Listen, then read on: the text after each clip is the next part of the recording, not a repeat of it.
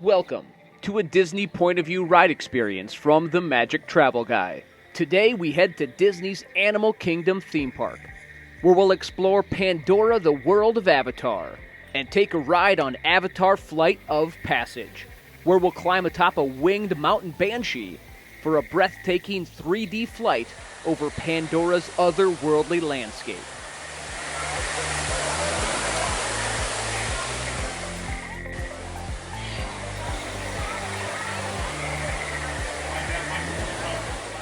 With Avatar Flight of Passage, amazing aerial adventure awaits. Board your own mountain banshee and embark on a thrilling expedition where interstellar explorers like you get an up-close look at this moon's incredible landscape.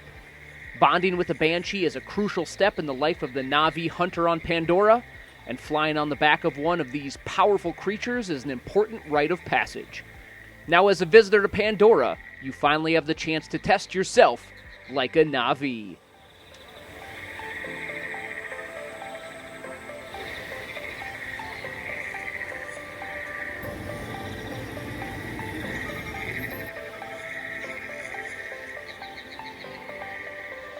Passage, flying on the back of this powerful animal called an ikron, or as we call it, a banshee.